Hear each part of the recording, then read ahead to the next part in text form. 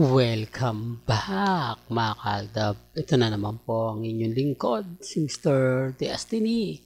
At magbibigay po tayo ng pinakamagandang update po ngayong weekend mga kaaldab. Marami pong naglalabas na naman, hindi na maganda at hindi kaaya-aya na tinatapatan lang po natin ng mga ganitong video.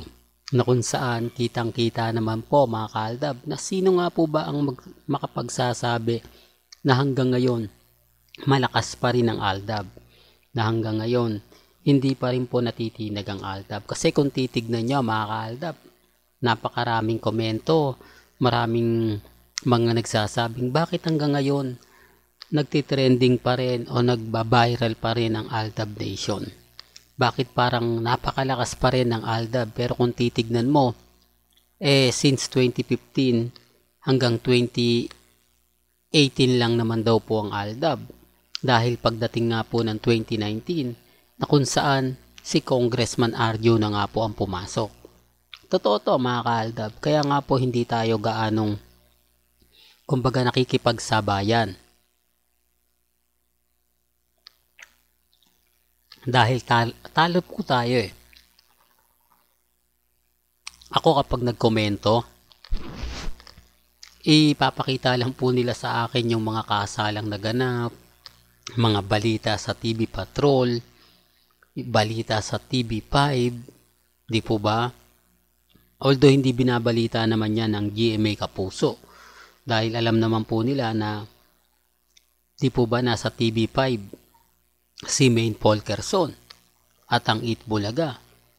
Sinasabi ko lang po ito para lang po klaro. Ang dami pa rin kasi tayong nakukuwang feedback na mag-move on na nga po raw tayo. Puro komento na lang daw po. Gaya nga po daw ni Mr. Destiny na delulong kulto, Mr. Paasa, Mr. Throwback. Lahat po ng hindi magaganda at hindi kaaya-aya nakukuha po talaga natin. Totoo naman po halos lahat po ng hindi maganda at masasakit, maanghang talagang na binabato sa akin.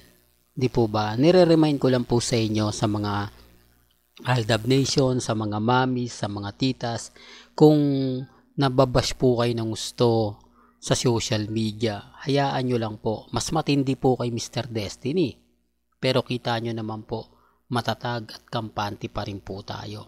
Patunay lang po yan na malakas pa rin po ang Aldab. Kaya wag po kayong maniniwala sa mga website, sa mga vlogger, sa mga nagsusulat ng article, kasi yun po talaga yung ibabato nila. Kaya nga po yung mga post sa Facebook, sa Instagram, sa Twitter, napakarami pa ring Aldab. Bagamat nabawasan na nga po yung mga YouTube vlogger ng Aldab, okay lang po yan. Pero naandito naman po si Mr. Destiny, naandito naman po ako para magbigay po sa inyo ng mga kaganapan. Lalong-lalo na nga po ngayong private weekend ng pamilya Polkerson. Kahit ano naman po kasi yung gawin nila, kahit naman po sabihin nila na keso ganito, keso ganon, okay lang po yan.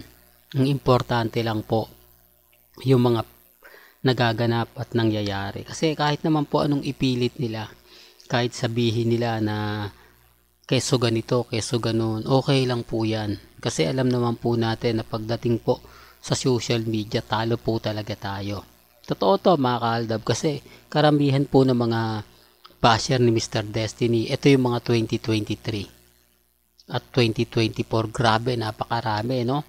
Yung mga fans ni Alden, ng mga Alden fanatics, na mga baguhan lang, na hindi masyado alam ang buong istorya at buong kwento. Kapag nagsalita, talagang medyo mapapaisip ka. Sinasabi ko lang po ito para lang po sa kaalaman ng lahat. Pero bago natin ituloy itong napakagandang update natin, kung bago ka lang sa channel na to at isa kang true-blooded Aldab Nation na nagmamahal kina Mengay at Tisoy, tama po ang channel na pinuntahan mo, kaya consider na po kitang bagong subscriber. At huwag mong kalimutang i-share ang mga video po natin sa mga mami, sa mga titas at sa mga senyor.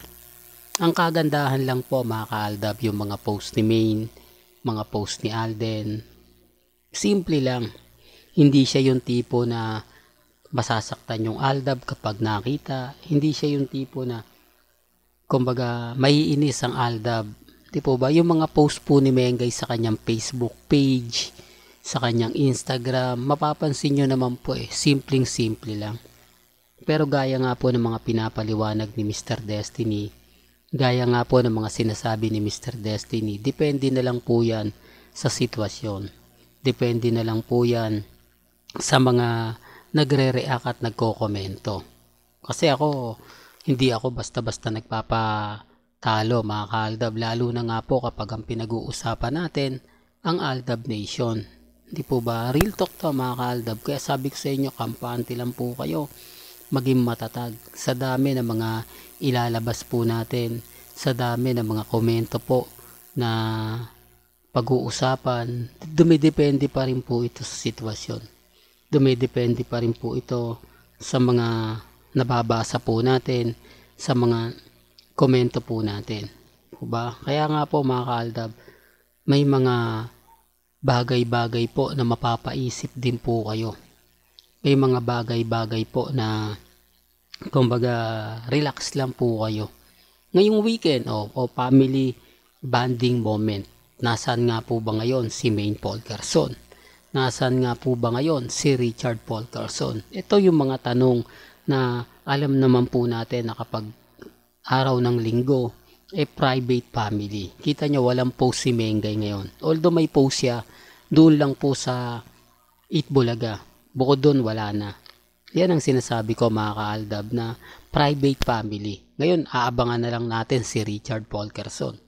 Dahil kakauwi nga lang po nito sa Maynila, mga ka-Aldab, pagkatapos nga pong maimbitahan si Alden Richards. So, yung issue ngayon kay Kat din, wala na.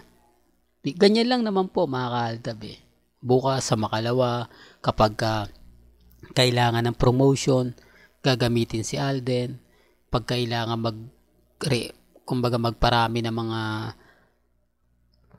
viewers, gagamitin nila si Alden. Di po ba? Samantalang tayo, hindi nila po pwedeng sabihin na ginagamit natin ang Aldab kasi since 2015 Aldab na po tayo hanggang ngayon hindi naman po tayo nagbago at wala naman po tayong binago.